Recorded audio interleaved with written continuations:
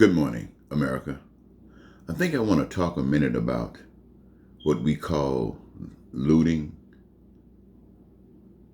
protest, and rioting. What do they have in common? Looting. Looting means basically going into stores and stuff, grabbing stuff, snatching them, running it out without paying for it. Protesting means that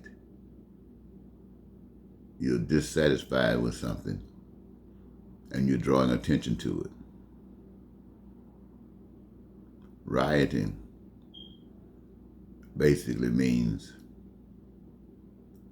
when the established order gets into it and you have to literally fight. It's called a low-scaled war, rioting. What do they have in common? A lot of that is going on and been taking place here in America recently. Well, the truth of the matter, it's been going on for a lifetime. And it continues to exist. And certain portions of it, people are willing to accept, and other portions of it, they are not willing. The part that they are willing to accept is the peaceful protest. The peaceful protest usually is appreciated because it really never accomplishes anything. And if it does, it takes a lifetime. And looting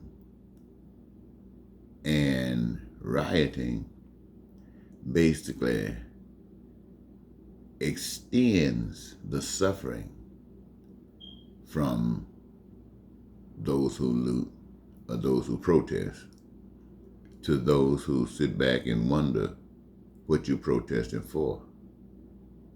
So truly what I, as a spokesman and advocate for basic human rights for all people, the problem that I see and the connection that I see with looting, protest, and rioting is it is an indication of a failed system, an indication of a failed state, an indication of a failed government. To protest means you got a problem. When the problem is not resolved, it'll extend into looting.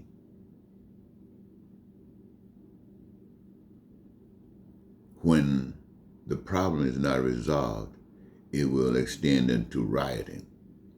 This is basically when either the groups of people are so misguided, so deceived, blaming each other until they get into a scuffle. And it also includes when the powers that be, who is the basic author or the maintainer of these failed systems, send in their force.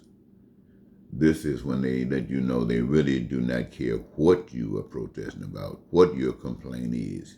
Get back in line or have your bones broken, be beaten, be gassed, thrown in jail or whatever. Take it. What does that sound like? That sounds like a failed system. That sounds like a failed government. That sounds like a failed state. And this is what's going on in the United States of America today. It didn't just start. It's been going on, as far as we're concerned, ever since America's been here and ever since we've been here. And it has never gotten resolved. The promises that are made today are the same promises that were made in the beginning, and they have not been settled yet. And today, we have a white man representing a Republican conservative perspective here in America who is filled with evil. Evil to the degree that he wants to cause more pain and more suffering, anything to get a group of people to side with him, to make him powerful, a man who wants to be God, the smartest man on earth, if you ask him, who knows all. Well, there's another man representing what you call liberal Democrats. And you know, ladies and gentlemen, if you watch the ads on television where they're talking about each other, they're promising what they will do for us. You know, the Democrats are promising they're going to do everything for us that they know we need to have done for us, but it's not done. And well, for the first time, you got a Republican saying, you don't care. He ain't doing nothing for you. It's all about whites and those that side with him. This has happened, America, under white people, black people, at every level, local, state, and federal. And it continues to happen. There have been some circumstances to occur that should have brought our attention and wakened us all up. And that was the murder of George Floyd. It symbolized everything that's been happening to people of color since they've been here on this continent. George Floyd's death represents everything that's happened to people of color. Everything, ladies and gentlemen, let me say it again. George Floyd's death represents everything that has happened to people of color since we've been in this country. And then Mr. Blake just murdered publicly, shot down in the back. That was an affront to say, yes, this is the way it is, and you haven't seen anything yet. That was a statement as well. And you know what, ladies and gentlemen? You know what the system is asking? You know what the government is asking? You know what the state is asking? It's asking black people and people of color to continue to go along with this as if it's nothing. It'll change, like Donald Trump says. The virus will just disappear. Yeah, the coronavirus will just disappear. 1/15, it'll be gone. And if you believe the crap that this system is putting over your head, it'll be just like the coronavirus. You will be gone first before these changes are made. So the message that I bring to you today is that the changes that need to be made are not in the hands of the politicians. You put them there to do what you said you wanted done. Now, either you are not running them at all or you want this done. I say that you want this taken care of. And I say that if you really want it taken care of, you're going to have to do it yourself. You're going to have to make up your mind that it is worth it. You might have to, well, you see, you can go out without a lot of stuff. This coronavirus has proven that. I mean, you're upset, but you can sacrifice. So why don't you sacrifice for your life? We don't just have to go back to partying just yet. Why don't we stand up? We got some practice now. We got a few months practice. Let's keep on standing up and say, hell no, we're not going to go until we can all go. And what does that mean? That means that you know what it means. It means that the same thing that gives you life is required for our lives. And we don't want anything in the way. Now, if we have to fight to get it, that is dumb. That means that evil is the only thing we know. But the truth, my friends, should set us free. What you want, I want. What I want, you want. Freedom, peace, prosperity, joy of life, and the fulfillment of your dreams.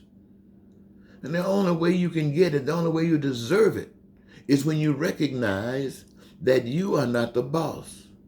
There's a boss, a real boss, ladies and gentlemen, that serves this earth, make sure this earth is able to sustain itself, provided so that we could sustain ourselves. But we got to recognize that the power, my friends, is not in Trump or white man or white woman or black man or black woman or an American or a Russian.